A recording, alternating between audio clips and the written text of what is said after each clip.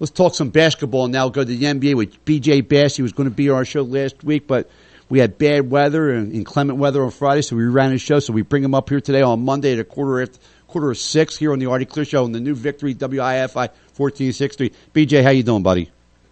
Artie, how are you, bud? I'm watching some basketball yesterday. I'm watching this LeBron James playing out of his mind and making new records up, 60% shooting, 30 points in the last 5 games he's played, and they have to have that stat. If the stats aren't deceiving and crazy, I don't know why they even have that stat, but he's playing great. I watched Chris Paul play great. I watched Anthony get 42 points and lose. The Clippers got their players back. They're looking good again. And right now they're saying LeBron's the best player on earth. I heard people talk about LeBron James is better than Michael Jordan right now. Hard for me to believe that he's better than Michael Jordan now.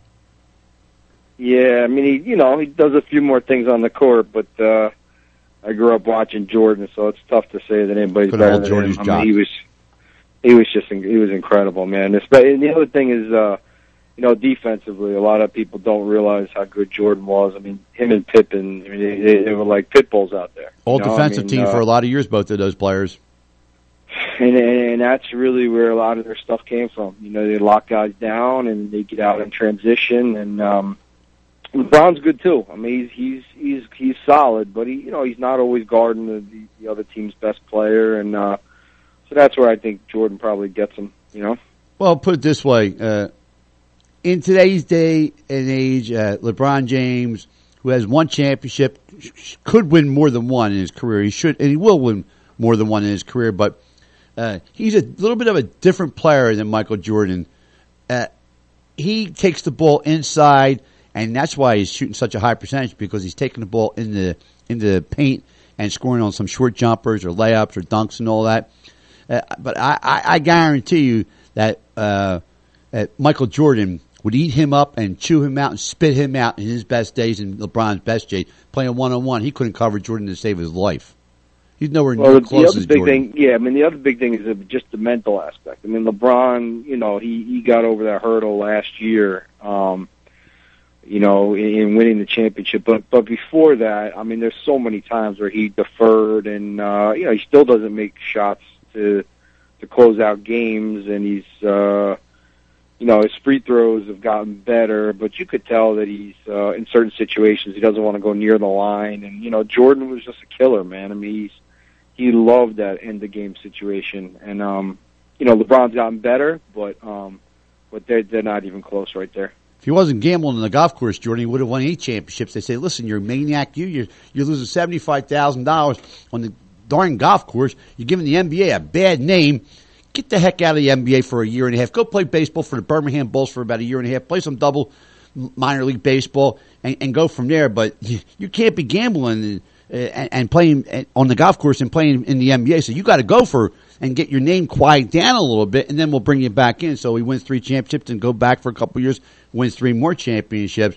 The guy's a tremendous ball player, and I don't think you'll never see another Michael Jordan again. And they put LeBron James there only because it's today basketball. For my money, and I'm not saying Kobe Bryant's the best player in basketball, but he's the clutchest player in basketball still to the day. If someone's going to shoot the last shot, I'm going to go to 2 guys. I'm going to go to Kobe Bryant, or I'm going to go to Kevin Durant. And Kevin Durant is a freak of a ball player. I think he's better than LeBron James, and I think that they're going to win multiple championships with Kevin Durant, but he's an awesome ball player. He'll go down, when it's all said and done, as one of the top 5 ball players of all time, Kevin Durant. Well, he's, it's, again, getting back to what we were talking about just doing all the different things on the court. I mean, he's the best scorer, just pure scorer today. There's no question. I mean, there's a guy his size that just comes down, and, I mean, he can get any shot he wants. And, take it to the hole, 40-footers. It's crazy. It's crazy. But I think that, he's got to get a little bigger, a little stronger. I mean, LeBron definitely got the best of him, I think, in the finals, in terms of physically last year. And the other thing, I don't know. I'm not in love with, that team really needs a point guard. Westbrook's just shooting the ball too much for you? Yeah, I mean, look, he's incredible, and I love the kid, so don't get me wrong. I mean, he's another, physical specimen. I mean, he's at times he kind of looks like a mini LeBron. I mean, he's just flying down the court and he's unstoppable. But in the half court set, in the playoffs when things slow down and you got to have somebody in there that can make other people better. I think that's one thing that's missing, and LeBron does that. LeBron does that for his team. And then he kicks it out, and then you got like Chalmers and these guys. Yeah, but you have Dwayne Wade there, who's a playmaker as well as a scorer, who's a guy who's won championships, who has a great pedigree, Dwayne Wade. So it's just like Scottie Pippen and Michael Jordan. With Dwayne Wade on your team, if Westbrook had a kid Harden, the beard, I forget his first name. I think it's Rich Harden, right? Yeah, James Harden. I'm sorry.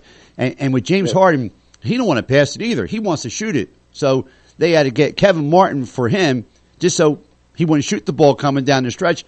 He's a sniper. He's a great player, James Harden, by the way.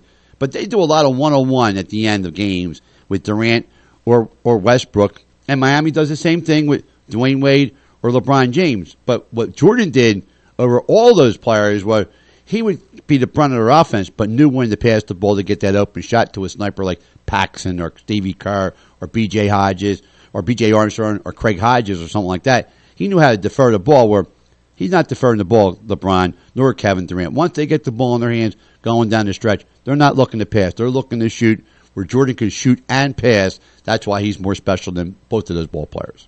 Look at the His Knicks IQ's better. If you saw the end of the Knicks game yesterday, they Carmelo was killing. And then in the fourth quarter, they put Grant on him, in the second half, and then they doubled late, and and then it comes down to, like you said, it's decision making and play making for other guys, and other guys getting ready to step up. I mean, JR had a tough game yesterday, but that's it. I mean, Jordan, look, Kerr hit a big shot to win a finals. Paxton hit a big shot to win the finals for him. B.J. Armstrong. Paxton hit one. Absolutely. And the same thing I think we talked about last time with the Spurs. I mean, you got like Avery hit a big shot, and Speedy Claxton hit big shots. I mean, so and there's going to come a time where they're going to get the ball out of the big guy's hands, and then do you get it to the right spot? That's why you need three snipers on the floor at the same time, and the New York Knicks don't have any snipers on that floor unless it's Carmelo Anthony and then that kid Novak who can shoot threes. It's certainly not James Feldman. Oh, I'm going so fast. It's certainly not Raymond Feldman. It's certainly not Jason Kidd. It's certainly not the go-to guy, Tyler Chandler. Amari Stoudemire is an inside player, not an outside player, but he's strong and he's a physical specimen. If he can stay uninjured, he's not a bad ball player. But really their offense is one guy in Carmelo Anthony, where the Heat have Dwayne Wade, LeBron James, Chris Bosh. The Thunder have Kevin Durant. They got Kevin Martin. They got Russell Westbrook. They got Serge Ibaka. So these teams have more than one or two options. And that's what you need in today's basketball. The Clippers. Now, I know that they got a lot of their guys back from injuries, and Chauncey Billups is there now, and Chris Paul come back finally. Griffin's back in their lineup. Jamal Crawford's back in their lineup. And they have a lot of guys you can go to shoot the ball down the stretch if they pass it around. Westbrook, he don't want to pass the ball, so don't worry about it. He just wants to shoot it and shoot it and shoot it, and you know that. And he's supposed to be your point guard and diversify the ball and get it into the hands or the open man. J.R. Smith from the New York Knicks, he's never seen an open man in his life. He's never turned down a shot in life. I watch him just dominate the ball. When those guys were hurt, he was their main focus guy. He's shooting the ball 29 to 32 times a game. You're not going to win basketball that way. And J.R. Smith's not a 32-shot guy a game. He just don't fit into that mold. When I was coming up in the NBA, around here, I was with the Knicks earlier than that, but most of it was Mark Jackson. The Sixers, you had Mo Cheeks. The Celtics had DJ. You go up and down, and there was always a point guard, a throwback point guard. And what's happened now is all these teams, they try to stuff these combo guards, these scoring guards, and make them into point guards. And it's really something that's lost. It really is. And, a point guard to me is a guy that controls the tempo, can get in the lane, and make it easier, get other guys easy buckets around the hoop, and make free throws late to close out a game. That to me was a point guard, and you just don't see that role anymore. I mean, you can count it on one hand, and you're right. I mean, the Clippers. I mean, Chris Paul is incredible. I mean, he's still, and I mean, look, he's not probably as good as he used to be, but I mean, he understands, that responsibility, and getting guys lobs and making it easy for DeAndre and Blake, and kicking out to Billups and Crawford. I mean, that's why they're so good. And if they're healthy, listen, I love them. I really do. I mean, obviously the Thunder is going to be really tough, and San Antonio is going to be tough again. But if the Clippers are healthy, you know what? Maybe they take that next step this year, and just because they have that floor balance, I don't think the Clippers are ready yet, but they're certainly heading in the right direction. Chris Paul is a really great point guard there, and Blake Griffin is averaging 18.6, and they got him as the best forward in all of basketball, the second best forward. Kevin Durant's the first. And I didn't know that legends were shooting a guy 18.6 is like a legend in the NBA. I didn't know that if you scored 18, 19 points that you would be a legend. That means that Dave DeBusschere, Bill Bradley, Jerry Lucas, and a few others, and Bobby Dangerous, and I can just go down the line, Jamal Wilkes, and so many guys average 18 points a game. And today, if you average 18 points a game in the NBA, you're a superstar. Back in the old days, I'll tell you what, you're though, not. If he could get a consistent jumper down, I mean, he's Karl Malone. He's actually more athletic than Karl Malone, and when he's on his game right now, like physically, I mean, he can be unstoppable. So I agree with you. I don't think the Clippers are going to win it this year, but I just mean they could take the next step, from last year. I guess they lose to Memphis last year. I forget. They lost to San Antonio or Memphis. Memphis. Either way, yeah, I think they could take the next step if they're healthy. I could see them in the Western Finals. They may not get there, but they got a shot. They're deeper than last year. Put it that way. They are deeper than last year. They got Jamal Crawford. They got the kid from Kentucky. Bledsoe, who's playing really good for them also as a backup point guard. Lamar Odom starting to round into shape, playing better for them also. Grant Hill, now he's on the floor. Chauncey Billups, now he's on the floor. Without Griffin, without DeAndre Jordan, without Chris Paul, we're talking about already, along with Caron Butler. They go 10. Willie Green was starting for that team. He's buried as a 12th player on that bench right now for the Clippers. They're certainly a team that has a bright future. They're young, and they got some veterans on that team also at the same time. But they're the best team in L.A. It's not the Lakers anymore. The Lakers lose to the Heat, and I would say they played a good game up until maybe 6 minutes to go in that game. And then, of course, the Lakers fell into what they normally fall into.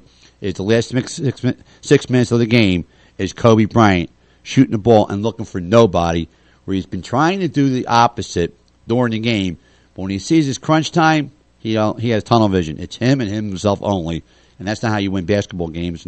But he's trying to do it by himself. They're 4 or 5 games under 500 right now. I think they're going to get to the playoffs, by the way. I think they'll be just a hair over 500. And Dwight Howard, definitely the most overrated basketball player in all the NBA.